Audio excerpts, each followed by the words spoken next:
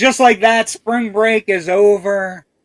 Welcome to Generation Movie special review episode of Ghostbusters: Frozen Empire. I am one of the Generation Movie co-hosts, JW Colwell. I am joined by my good buddy and partner in crime and partner in Bustin. Because it makes me feel good. Because it makes you feel good. Rich Drees. Rich Drees, how is your vacation / spring break been? How are things going? It's been good. Catching up on a few things around the apartment. I bought some new equipment for the apartment. Yeah. Yes. I have more swag than I can. I have they were giving out pins last night. That was at AMC. Yeah, AMC had. If you went to see it in Dolby, you had pins. So I had 3 tickets to Dolby. So I got 3 pins. And I haven't opened this one. I was going to save it for this episode. See if I can guess what it is. What else did you get? This is the Regal popcorn bucket, which is it's a nice. Did it have purple things on it? Did it have purple things on the sides of it? You mean these? No. I mean like something to hold the popcorn. Oh, you can open it up and drop your popcorn in there if you want. Well, I have one for you too. Like the trap light or anything like that. So. I also have one from AMC from you. Oh, for you. Anyway, I'm excited to be back. We of course are getting ready for some Return to Generation Movie on Monday night, of course. This Monday night, we thought we were going to get ahead of Ghostbusters: Frozen Empire, but Ghostbusters: Frozen Empire betrayed us.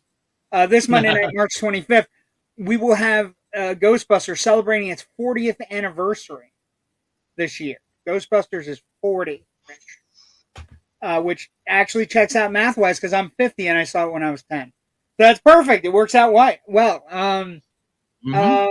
But let's get down to the nitty-gritty why everybody's here to talk. Of course, Ghostbusters: Frozen Empire. Okay, so a couple things. I don't know how you feel. We haven't talked at all. No, we haven't. So I've seen it twice already. I've seen it twice too. Some of where my feelings about this lie. I saw it yesterday at 3:30, and then I saw it yesterday at 6:30. Okay. So I had no problem going back to back.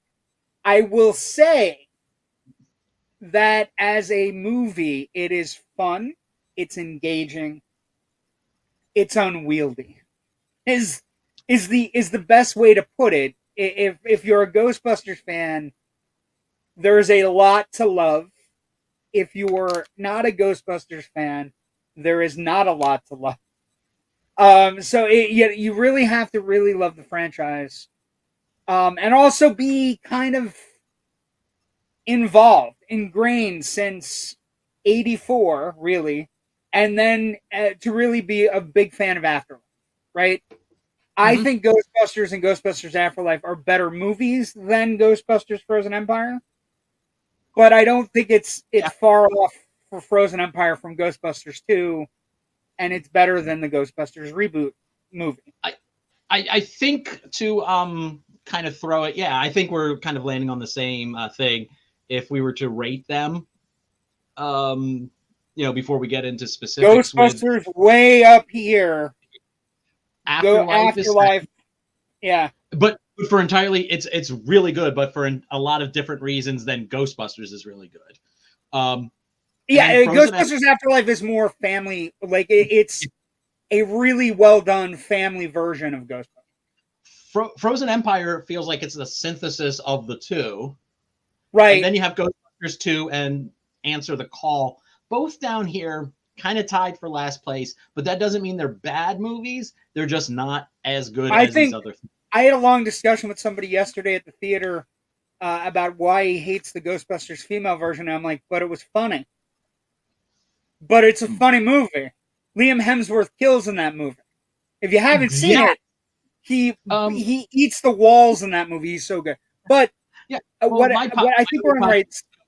Natasha and I had a conversation on the drive down to the screening on Tuesday that if he hadn't been in Ghostbusters Answer the Call, would he have even would Chris Hemsworth even have a career doing anything like lighter or more comedic?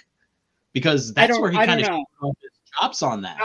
Yeah, he kind of built his chops there, and then he brought it to the Avengers movies, and he brought it with Thor, and now he seems like he's going to bring it with Furiosa because the character looks hilarious. Like he looks evil, but he looks hilarious.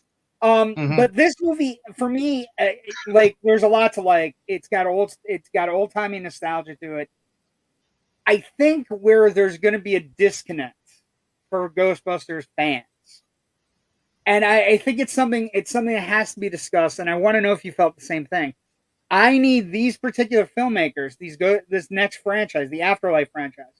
I need them to make a decision whether or not you feel confident in handing the reins over to the next generation, to the Paul Rudd, Carrie Coon, McKenna Grace, the decision, if you're confident enough in handing it over. And I think that's where the movie kind of like is unwieldy, right? But they addressed that though in that scene with between Zedmore and Ray, where they're both kind of in the police. Yes, yeah, where they're basically, what about your golden years? It's the golden years talk, right? And I think that's where they're headed. But I also feel there's a definite, like, we're not sure that because of what happened with Answer the Call, right? And I think it's a direct result of that. Can you have a Ghostbusters movie without the Ghostbusters, the original Ghostbusters? And I'm at the time in this franchise for me where I wouldn't mind just seeing Dan Aykroyd show up to investigate. Do you know what I mean? Or just be the guy that they go to. I actually think Aykroyd's absolutely perfect. He's the best one in this one, right? He has the most weight to lift, except for Ernie Hudson, who's kind of like the money guy now. I think he is fantastic in his eccentric, knowing all the facts.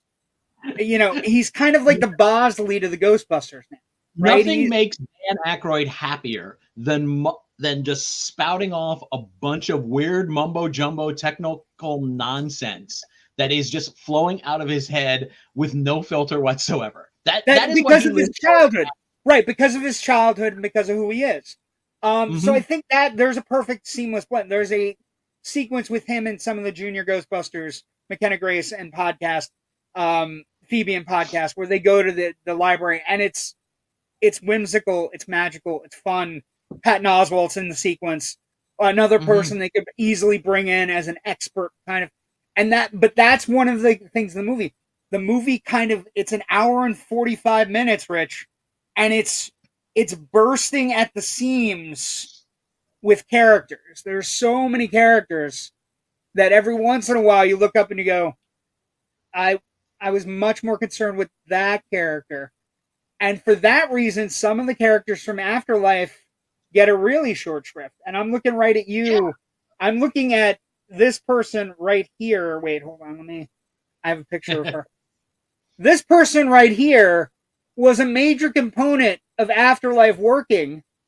The character called Lucky, and she's on an internship, and she gets a very short shrift in this movie. And it's cool. Podcast, I think both are kind of underserved by what happens in the script, which sucks because they were both developing, interesting relationships with, Egon's grandkids characters, and wanted to see more of that explored. And you kind of got the idea that like Trevor and Lucky were on their way to becoming a romantic couple. Yes, and yet when she shows up, it's a total surprise to him. Like, I thought you guys were just going to be dating by now or something. And she doesn't. Like I said, that she's. To me, it's fear, right? To me, it's a fear-based. Like, first off, I want to say I like the movie. I really enjoyed the movie. I had a good time with it. I'm going to take my nephews to see it. There's nothing overly offensive in it. Everything that is offensive is going to go over their head. But it's a fun movie. I mean, we haven't even talked about Kumail Nanjiani, who's also in it. Like there are it's bursting at the seams of characters, and I think this is hard for me to say about Gil Keenan and and Reitman's kid, who are working through these movies, the Ghost Corps movies. They're a little bit afraid of detaching from the original Ghostbusters.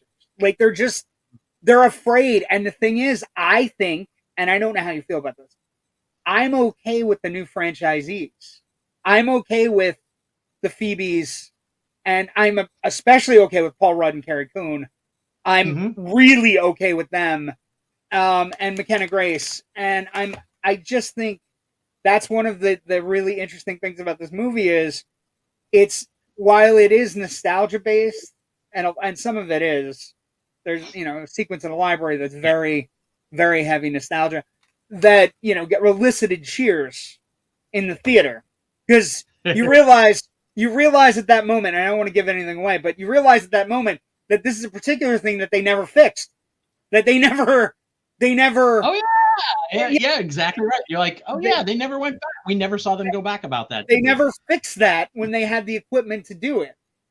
And so it's then again, you want them running around in a giant building full of paper with no, I don't. But no, and I understand that. But what I'm saying is, it's a fun but there are sequences in the movie that really work. The new head ghost in charge is pretty great, right? He's scary and he controls ghosts, and it's fun, and he's got a great backstory. You know what I mean? That they kind of do in that. Fun. We're going to give you a lore. I call it the Bram Stoker's Dracula version of events, where they do some sort of puppet show or cartoon to give you the backstory. And it's great. Patton Oswalt's fantastic in his small bit part. That's the thing though. It's chock full of characters. And there are some characters that are more interesting, that have more interesting arcs in this one than others. Like Podcast and Lucky definitely get pushed to the side in their internships, right? Podcast is interning with Ray, faking that he's as I put it in my review, Podcast is now the supporting character to a supporting character. It's that much of a demotion. Which I mean, he gets a couple of good lines. The line about he gets fun with perfect pit and stuff like that, but he doesn't get a whole lot. Right. It's definitely a demotion from Afterlife, where that particular group. Remember, Afterlife. If you're watching Afterlife, the Ghostbusters don't show up until way into Act 3. Like, so far into Act 3 that we're almost they're there for the last minutes or so. Yeah, and so you have a whole movie where the Afterlife leads have led the movie, and then they get into this movie, and it's really weird. Like, these are the Afterlife leads, right? You have Paul Rudd, you have Carrie Coon, you have McKenna Grace, and they don't get to carry this movie. There are bigger parts than you would expect from Murray, Annie Potts, Dan Aykroyd, and Ernie Hudson, and I think that's I think it's all fear based. I think we had answered the considering it's a supernatural movie, and he's the fear ghost. Yes. But I overall I laughed. There's funny parts. It's got a great backstory. It's got excellent special effects. Budget has ballooned a little bit from the first one to $100 million for this one. Which is last one was 75. 75. Budget's ballooned to $100 million. It's all there. Like the effects are fantastic. The chill effects are great. The lead ghost is fantastic. Again, not giving too much away. He's got a great backstory and a real reason to be angry with humans. Because again, as we all know, humans are terrible, terrible creatures. They do bad things. And so everything works in that regard. And Nanjiani, I don't know if did you get a vibe while you're watching this that, like, there's a moment where Winston is talking and he's like, we've been doing a lot of things on the back burner, and you don't know what we've been working on, and then he says something about the whole. At the end, he says the whole world is experiencing a rash of ghost attacks, right? Mm-hmm. And I was like, oh, oh, to believe enough in the young franchisees to give them a shot at Ghostbusters worldwide, right? Like, Yeah. and that's the thing. I think it's one of those franchises. Yes, it pays off with nostalgia, sure, Mm-hmm. but you know, if you liked Afterlife, the characters are still here. McKenna Grace gets a really interesting arc because she like her arc is kind of like torn away from the rest of the movie as like you know because she's becoming she's 15 in this, so she goes from being a precocious child to tempestuous 15-year-old, right, all at once. Finn Wolfhard doesn't really have a lot to do, but he gets more a little bit more to do than Podcast and Lucky, right? He gets the whole the arc he has is I'm an adult, I'm 18, I want to be treated like an adult, and that has some of the best comedy going in the movie. His because his shit is exactly what an 18-year-old would say, and then he Mm-hmm. realizes he has to actually follow through and be an adult. Also conspicuous by the absence in this movie is all of that cool winter gear that we were told that they're going to be producing for Christmas 2024. One person wears it. One Yeah. person, Rich. Actually, two people Um, wear it, and one gets completely taken out. That's another character. I'm sorry, I forgot. That's another character that gets completely taken out. There's a British character named Renfield that Rin or it's either Pinfield or Renfield. I couldn't really read his Pinfield. Pinfield. Lars. Yes. I can't But remember the actor's name, but he's a stand-up comic who's known in England. he's funny. Oh He yeah. has a couple of like he has a couple of really good moments like with Rudd. Everybody has some really good moments with Rudd. Rudd actually of the new cast, Rudd comes out with the most to do, and he looks like he's having the fucking time of his life. Wouldn't you be? Yes, yes, I would be. You know, It's you're in a Ghostbusters movie. You're he gets to do like that trailer sequence. It's even funnier when it happens in the yeah. movie.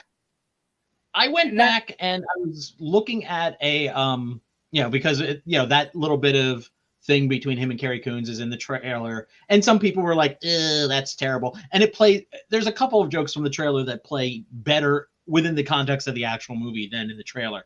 yeah, the horny Um, Tall Dark and Horny definitely plays yeah, better staring down the barrel of what's happening. yes. But I also know. Well, I was watching like one or two of these trailer reaction videos where people are trying to decode what they saw, and how many things they got wrong was delightfully hilarious. Well, yeah, Including the one. that's one thing. I think they've done a great job hiding the entire plot of the movie.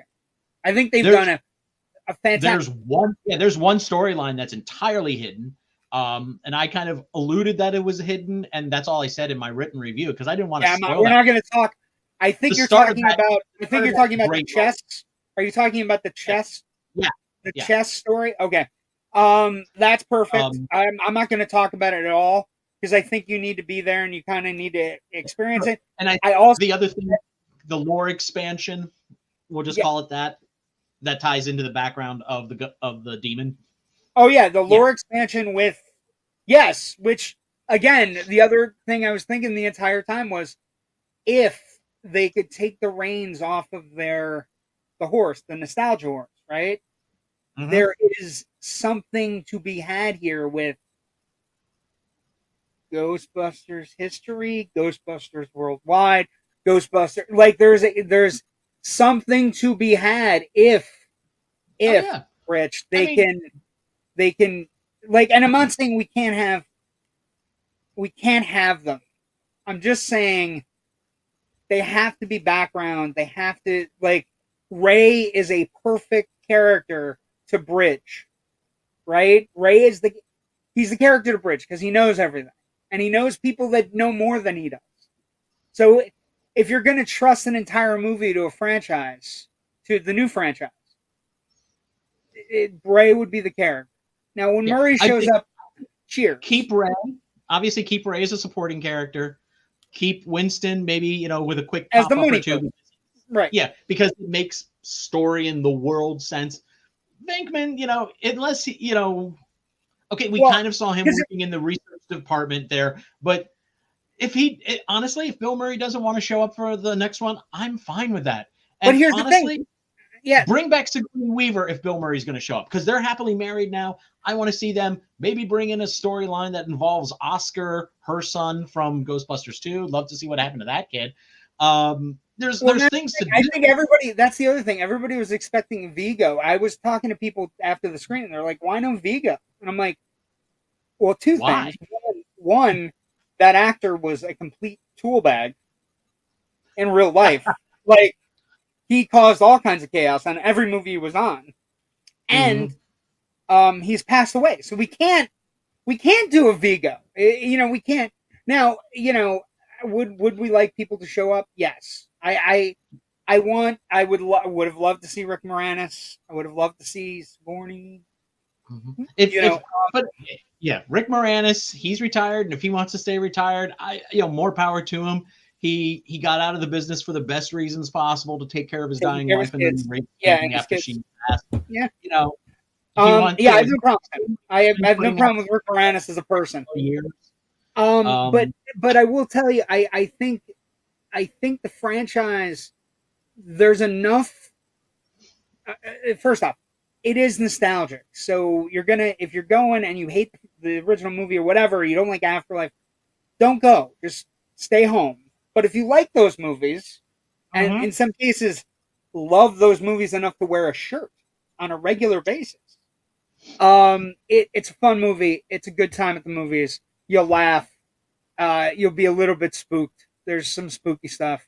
This movie has the single scariest image in a Ghostbusters film, and it happens near the end. It's just like a tiny little trick going down a street. It's the creepiest fucking. I think it's great. It's fantastic. Also, there's a lot of Slimer in this one. If you love Slimer, and you actually, I'm going to say this: if you love Slimer from the show, it is very Slimer friendly. He's definitely found a home, and he's definitely living with the Ghostbusters. So it's and by the end, there's like he's part of. I don't know. I enjoyed that. Like, I was like, this is one step to the real Ghostbusters, right? This is one step to the animated show, which was their intention. I'm good with that. I'm good. Absolutely succeeded.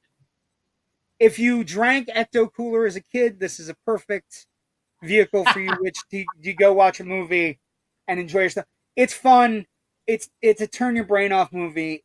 It's also something that you might walk out of the theater and forget vast chunks of.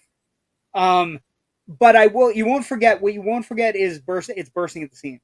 Like, there's some cool new ghosts. I like the idea of going worldwide. I like the idea of we're building bigger. Like, I love, new packs. I love the idea that there's a little bit of the new. I just think the filmmakers, they got both feet. You know what I mean? Is that a good way to describe it? Like, we're so close to giving this franchise over to McKenna Grace and the rest of that team that they were like, but if we don't have the real Ghostbusters, will it be an answer the call situation? Will it be and that's what it is. That movie has completely scared the IP owners into, if we're gonna have a Ghostbusters movie, it's got to have even when they die, it's like we're gonna roll them on screen. You know what I mean? Like, and I just think that this particular group is ready for their own Ghostbusters movie. That's the only negative I have, is that I came out of it like, there are so many characters and some of them are really interesting. You're like, I want to get back to that. Like Nanjiani, we haven't talked about at all. and we're not going to because it's a surprise.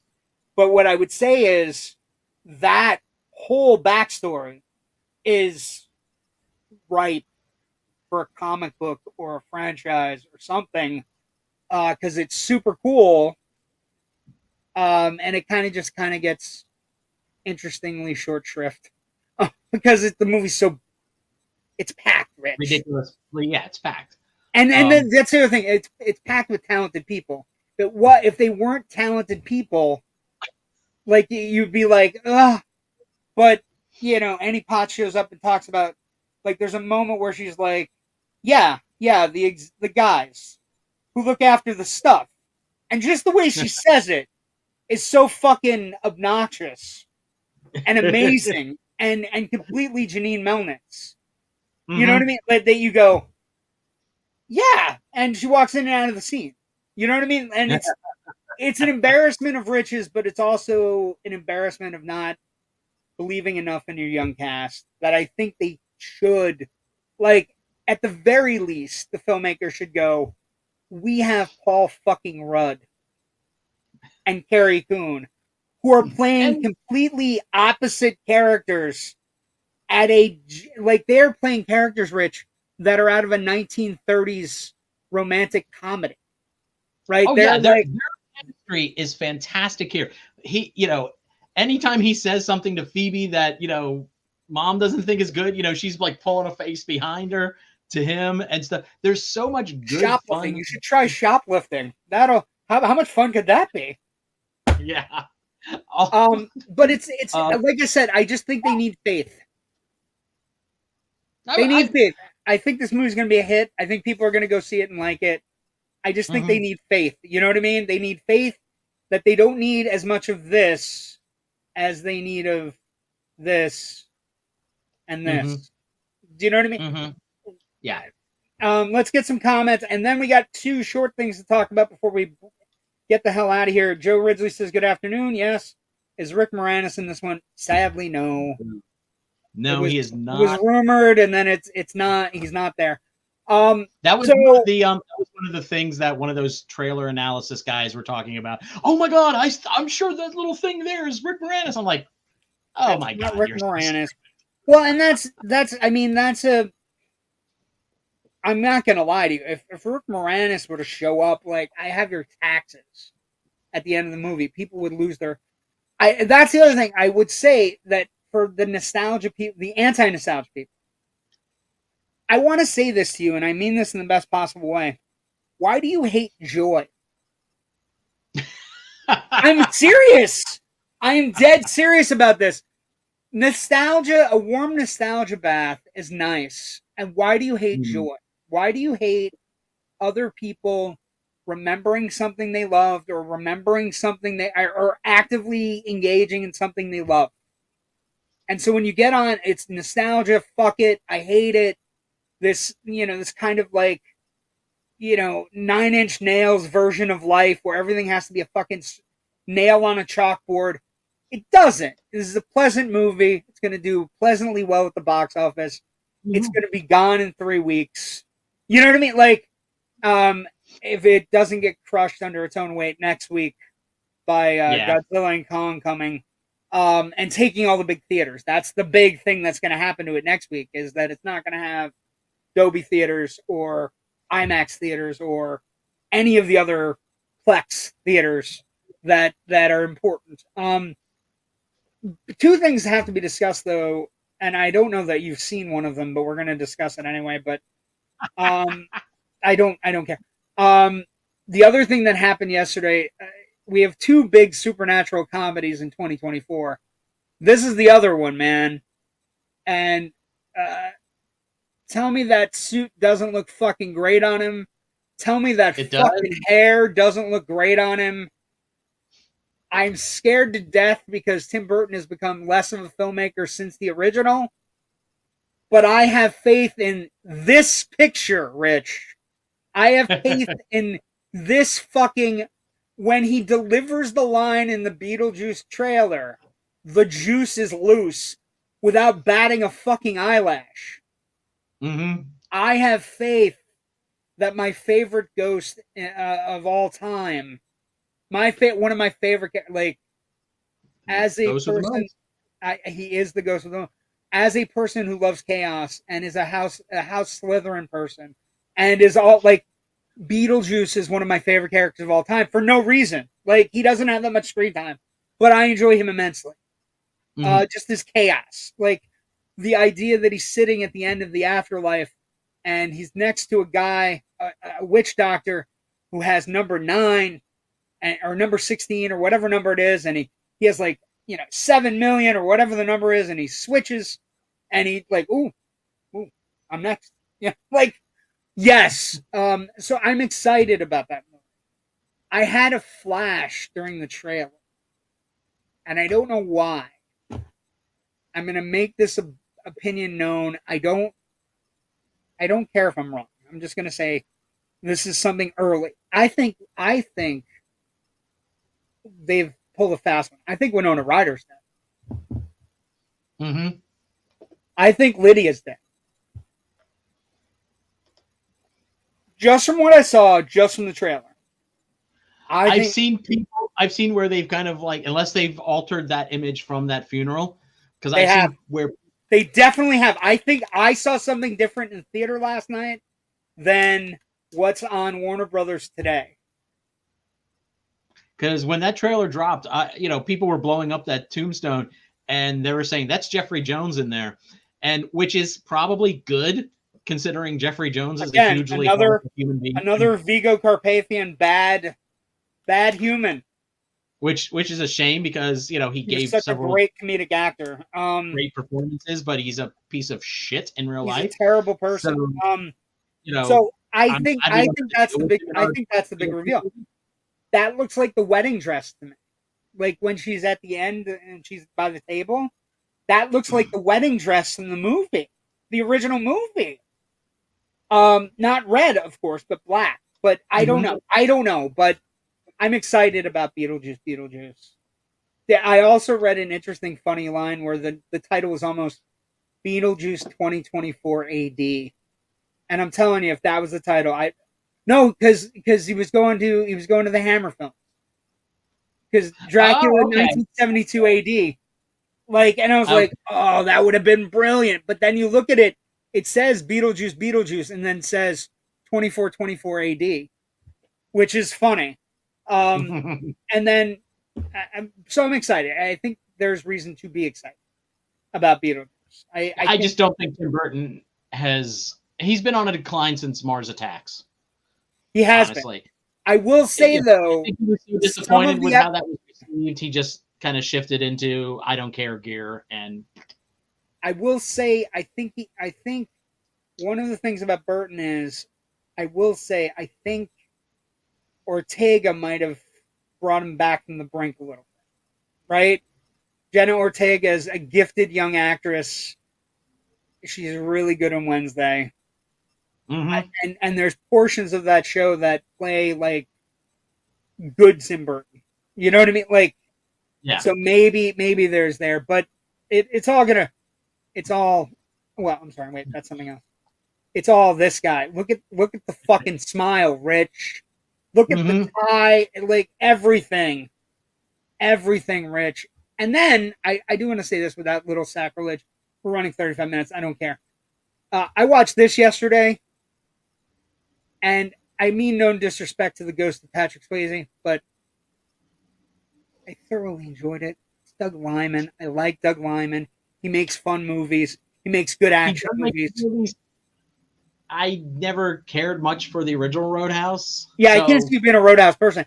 I do like the trash. Like, I'm not saying Roadhouse is a great movie, but there is a fun trash component to it. Like Deep Blue Sea, or, you know what I mean? Like, movies that are so trashy, they're just great. And Swayze, it's one of Mhm. Swayze's best movies in the sense that he's definitely playing a character that is perfect for him. What I will say here is, I will tell you that the person, I love Gyllenhaal. Gyllenhaal is hilarious.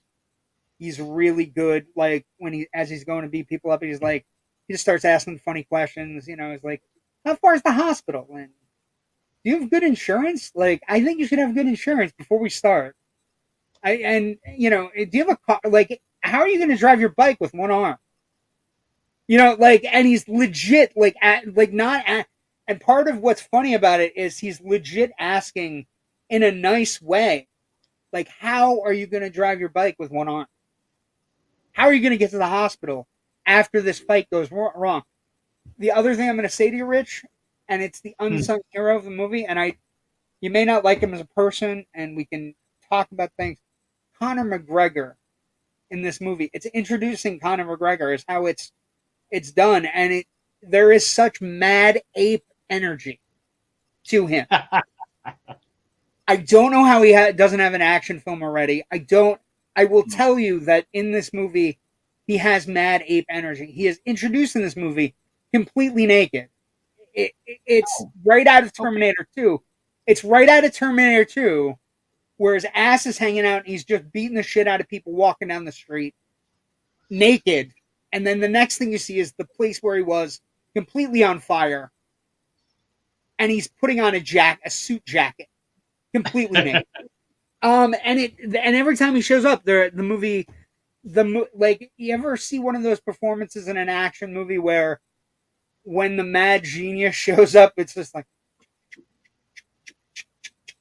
Yeah. where it kind of ramps up every time he's on screen.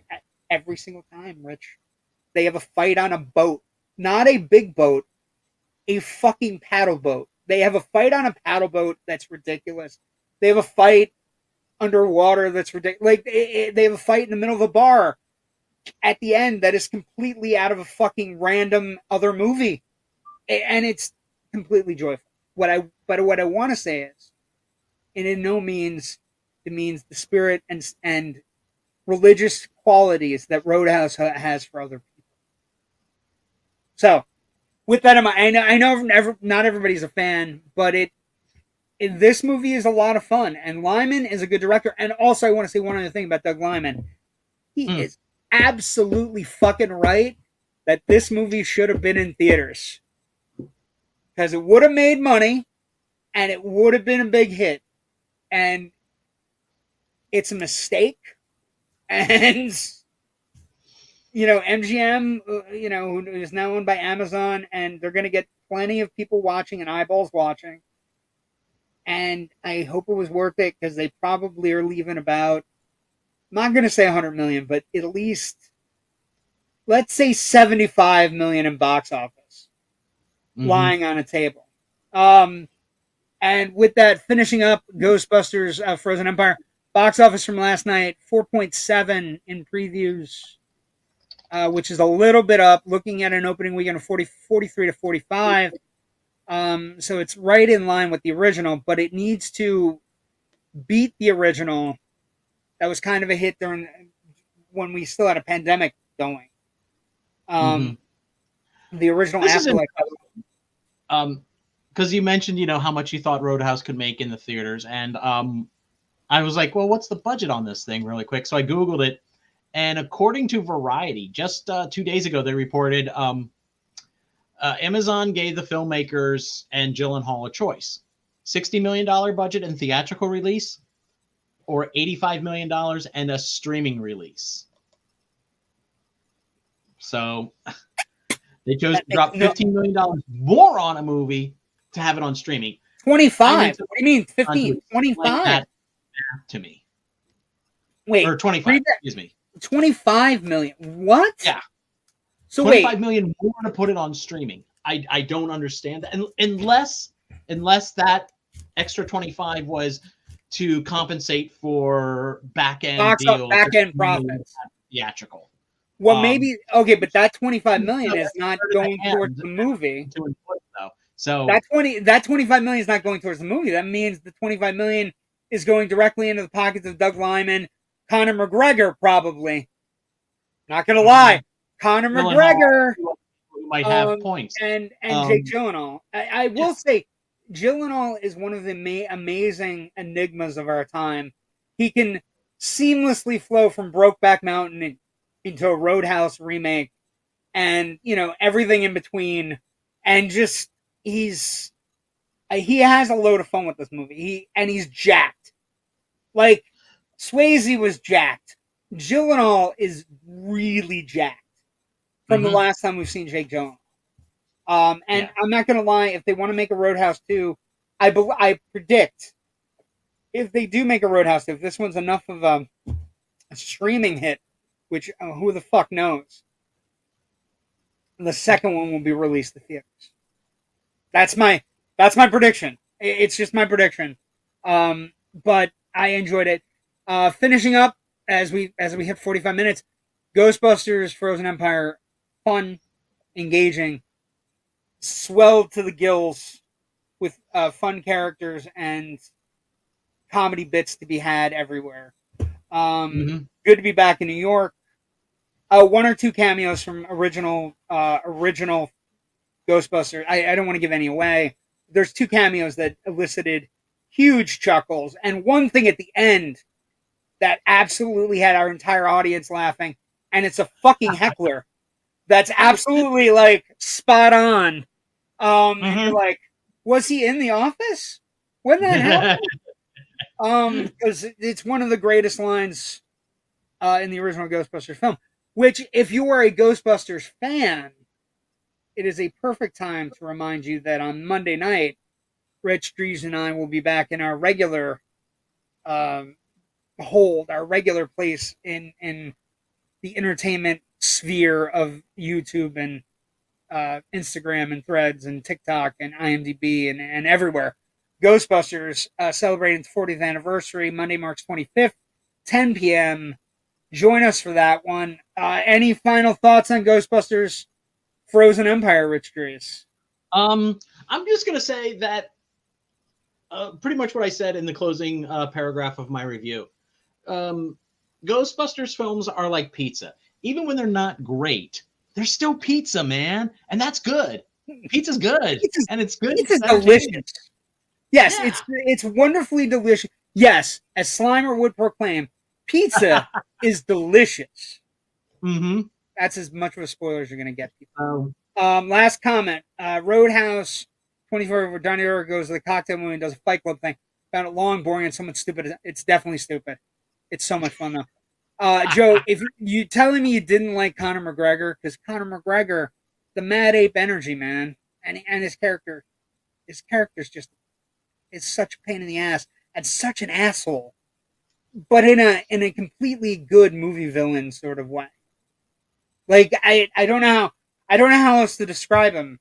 I mean, Hans Gruber that could kill you would be like a legit. Connor was the best part. That's what I'm saying. I like Gyllenhaal. I thought Gyllenhaal was fun. The jokes in between beating the shit out of people. It's just, I don't know. I enjoyed it. It is long. It is long though, and it is kind of stupid. But if you like the original Roadhouse, all I'm saying to you is you might like this one. I'm just saying, don't hate on it because you're like Roadhouse. That's the other thing. It was a weird. I had a bunch of people saying, "How could you say like it's as good as the original?" It's not. It's fundamentally different on how it's constructed. In the original, Patrick Swayze has a car he loves and also has a profession as a professional bouncer. That's not what we're doing here. He's roped into it for money. Like it's a completely different movie. But I gave it a chance. Okay, Joe. Don't ruin everybody's fun. Didn't we hear about my nostalgia rant in the middle? Stop ruining things, you nostalgia haters. No. But go enjoy Ghostbusters. Take your family. Watch the original. Watch the Afterlife. Is where I'm at right now. I don't watch Ghostbusters 2 as I used to. You know what I mean? Like I watch Afterlife now, so it's kind of like it is what it is. So I think it's in the rankings, like you said, Ghostbusters the original, which by the way we'll be doing on Monday night, Ghostbusters Afterlife. Then this one followed by Answer the Call, Ghostbusters 2 in that regard. And I know you people hate the female Ghostbusters one, but can't help you. I can't. There's some funny shit in it. There's some really funny stuff in it. Anyway, have a great weekend. We'll see everybody on Monday when we return. Also, Tuesday when we return. Where are we at? Tuesday. these chuckleheads and I will be back to do Loud and Nerdy with little Ed, and Eddie kind of stuff. My good friends Kyle and Jerry. We'll see everybody this week. So we're back, part of March Madness, and then doing Ghostbusters, and then we're heading to a place where martinis are shaken and not stirred. Indeed. As Bondathon 2024 rears its jaws head. Okay. Have a good weekend. Go see Ghostbusters. Have a good time. And show us your swag. If you get in the comments, show us your pins. Oh, I made a prediction. I said I'd open this pin before we ended. I'm going to say, in one of the 5 pins, I'm going to say, I haven't opened it. You'll see that it's not open. I'm going to say Firehouse. Oh, there's like different ones that it could be. Nice. Oh. Very. Boom. That's, you know what? I've been getting shocked for my ESP treatments. That's one of my favorite things to point out to people. You do realize he proves his point, right? Venkman, when he's shocking and the kid starts getting them right from the shocks. We'll talk about it on Monday. It's one of my favorite things to point out to people. That I know he's hitting on the girl, but when he starts shocking the kid and then the kid starts guessing right, it's because the kid is being shocked, and that's what Venkman's theory is. So, anyway, we'll talk about it on Monday night. Have a great weekend, everybody. Enjoy basketball. Enjoy Ghostbusters, whatever you're watching. Check out Roadhouse if you're inclined. Bye. Have a good weekend. Take care.